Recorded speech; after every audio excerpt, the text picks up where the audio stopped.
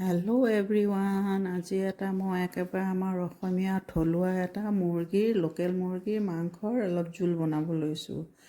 প্ৰথমে কেৰাহীখনত তেল দি পেলাই আলুকেইডোখৰ ভাজি লৈছোঁ। আলুকেইডোখৰ ৰঙচুৱাকৈ ভাজি ল'লে আলুডোখৰ টান হৈ থাকে আৰু জোলকণত খাবলৈও ভাল লাগে, আলুটো ভাঙি নাযায়। তাৰপিছত আলুখিনি ভাজি পেলাই এটা বাটিত উলিয়াই ল'লোঁ। আমাৰ অসমৰ ৰাইজসকলেতো বেছি মা মছলা নাখায়, খুব পাতলকৈ খায়। সেইটো কাৰণে ময়ো পাতলীয়াকৈ মইনো কেনেকৈ বনাওঁ সেইটোকে আপোনালোকক দেখুৱাইছোঁ। বনোৱাটোতো সকলোৱে বনাব জানে। তাৰপিছত সেইখিনি তেলতে মই কি কৰিলোঁ, তাত তেজপাত, শুকান জলকীয়া আৰু ইলাচি আৰু লং দি দিলোঁ। দি পেলাই অকণমান ভাজিলোঁ।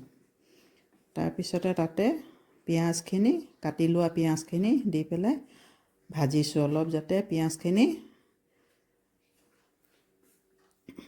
কোমলি যায় আৰু পিঁয়াজৰ যিটো পানীটো সেইটো যাতে নাইকিয়া হৈ যায় আৰু পিঁয়াজৰ কেঁচা গোন্ধটো নাইকিয়া হৈ যায়। তাৰপিছতে মই অলপমান কৰিছোঁ, এইটো কি কয়, আদা, নহৰু আৰু কেঁচা জলকীয়া থেতালি লৈছোঁ। সেইখিনি এতিয়া পিঁয়াজখিনিত দি দিম আৰু দি পেলাই খুব ভালকৈ ভাজিম, যাতে আদা আৰু নহৰুৰ কেঁচা গোন্ধটো যাতে মৰি যায়। অলপমান শুকানকৈ ভাজিব লাগিব। আদাৰ পৰা অলপ পানী ওলায়, সেই পানীখিনি যাতে তাতে মৰি যায়, নহ'লে কেঁচা কেঁচা গোন্ধ এটা থাকে। আপোনালোকেও চাগে এনেদৰেই বনায় বা সকলোৰে কিছুমানৰ চবৰে প্ৰস্তুতি বেলেগ ধৰণৰ থাকে। তাৰপিছতে সেইখিনি হৈ যোৱাৰ পিছত তাত অলপ হালধি দিলোঁ, তাৰপিছতে অলপ জলকীয়া গুড়ি দিছোঁ আৰু অকণমান ধনিয়া দিছোঁ। ধনিয়া নায়ে, অকণমান আছিলে, সেইকণকে দি দিছোঁ। মই জিৰা ব্যৱহাৰ নকৰোঁ, কৰিলেও মই গোটা জিৰাহে ব্যৱহাৰ কৰোঁ, গুড়িটো নকৰোঁ মই ব্যৱহাৰ, ভাল নালাগে মাংসত জিৰাটো। তাৰপিছত সেইখিনিতে খুব ভালকৈ অলপমান ভাজিম। গোটেই মছলাখিনি আদা, নহৰু, পিঁয়াজ মিলাই পেলাই গোটেইখিনি খুব ভালকৈ ভাজি পেলাই তাত অকণমান পানী দি দিম, যাতে মছলাটো জ্বলি নাযায় আৰু অকণমান ভালকৈ আদা নহৰুটোৰ লগত ভালকৈ সিজি যায়। তাৰপিছত তাত অকণমান নিমখ দি দিলোঁ, অলপমান নিমখ দিছোঁ, বেছি দিয়া নাই। পিছত আৰু চাব লাগিব নিমখটো কিমান দিয়া যাব। যোনে যেনেকৈ খায় সেইটো অনুপাতে নিমখ দিব। তাৰপিছত সেই মছলাখিনিত পানী দি, যেতিয়া পানীখিনি অলপ শুকাইছে, মছলাখিনি মজি গৈছে, কাষেদি অলপমান তেলটো ওলাই যোৱালৈকে অকণমান মছলাখিনি ভাজিব লাগে। মছলাখিনি এতিয়া ভালদৰে ভজা হৈ গৈছে, সেইখিনি ভালদৰে ভজা হৈ গৈছে। তাতে মই এতিয়া মুৰ্গী মাংসখিনি দি দিম। এইটো হ'ল লোকেল কুকুৰা, লোকেল মুৰ্গী। লোকেল মুৰ্গীটো আমাৰ অসমৰ মানুহে প্ৰায় লোকেল মুৰ্গীয়ে খায়। ব্ৰইলাৰ আজিকালি ল'ৰা ছোৱালীবোৰেহে খায় পিছে দেই। আমাৰ নিচিনা বয়সস্থ মানুহে অকণমান টানেই পাওঁ ব্ৰইলাৰ খাবলৈ। তথাপিতো কেতিয়াবা খোৱা যায়, বিয়া বাৰুৱে, নোখোৱা নহয়, খাওঁ, সেইবুলি নোখোৱা নহয়। তাৰপিছত এতিয়া কি কৈছে, অকণ জুইটো বঢ়াই দি এতিয়া আপোনাৰ মাংসখিনি খুব ভালদৰে তাত ভাজি ল'ব লাগিব। কমেও আপুনি 5-7 মিনিট আপুনি অলপ গেছটো বঢ়াই পেলাই খুব ভাজক। ভাজিলে কি হ'ব, মুৰ্গীৰ ভিতৰত যিটো এটা পানী এটা থাকে নহয়, সেই পানীটো তাতে ভাজ খাই যাব আৰু মছলাখিনি গোটেই মুৰ্গীৰ লগত ধুনীয়াকৈ লাগি ধৰিব।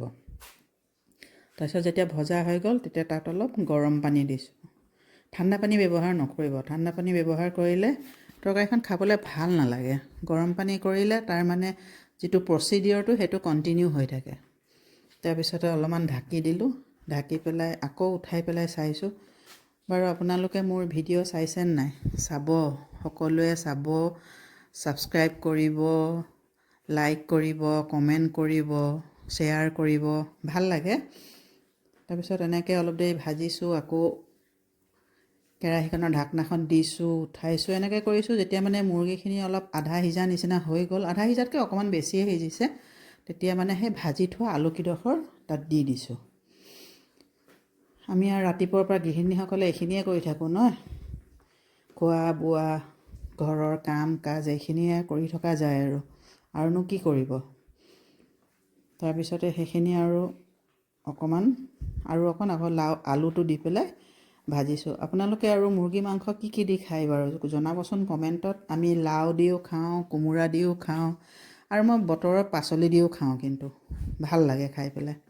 কেতিয়াবা বাৰু যদি আপোনালোকে বিচাৰে মই বাৰু বনাই পেলাই দেখাম বাৰু দেই কেতিয়াবা। তাৰপিছতে এতিয়া অলপ পানী দি দিলোঁ। পানী দি এতিয়া অলপ সিজিব দিছোঁ, অকণ সিজক। তাৰপিছতে আৰু এই মোৰ আকৌ অকণমান বাৰীও আছে দেই। মই আপোনালোকক কেতিয়াবা বাৰু বাৰীখন দেখুৱাম। মোৰ বাৰীখন কেনেকুৱা, বাৰীখন ফুলনিখন অকণমান অকণমান কৰোঁ আৰু বিশেষ নকৰোঁ, অকণমান কৰোঁ আৰু। তাৰপিছত এতিয়া সেইখিনি আকৌ ভালকৈ লৰাই মেলি চাইছোঁ এতিয়া আলুটো সিজিছে নাই। দেখিছোঁ আলুটো সিজিছে যেতিয়া আৰু অকণমান হেৰি কৰিব দিছোঁ। আপোনালোকে যোনে যেনেকুৱা জোল খায়, পাতলকৈ খায়। এনেতো ধৰক আমাৰ মানুহে পাতলকৈয়ে খায়, খুব ডাঠ জোল নাখায়েই। তথাপিতো কেতিয়াবা অকণমান ডাঠকৈ দিয়া যায় আৰু কেতিয়াবা পাতলকৈ। মোৰ এইখন বৰ বিশেষ পাতল হোৱা নাই, অকণমান জোল কমাই ৰাখিছোঁ মই। তো এইদৰে হৈছে আৰু তাৰপিছত আৰু অকণমান পানী দিছোঁ, পানী দি আৰু অলপ হ'ব দিছোঁ। আপোনালোকৰ ৰোজা কেনেকুৱা গৈছে? এইদৰে আৰু মোৰ মানে তৰকাৰীখন হৈছেহি আৰু লাহে লাহে অলপমান। তাৰপিছতে লোকেল কুকুৰা যেতিয়া অকণমান টাইম লাগে আৰু হ'বলৈ, সেইটোকে দেখুৱালোঁ। আপোনালোকে কেনে পায় জনাব। এয়া মোৰ তৰকাৰী ৰেডি হৈ গ'ল, আপোনালোকলৈ আগবঢ়ালোঁ। আপোনালোকে বনাই খাই চাব। আজিলৈ আহোঁ বা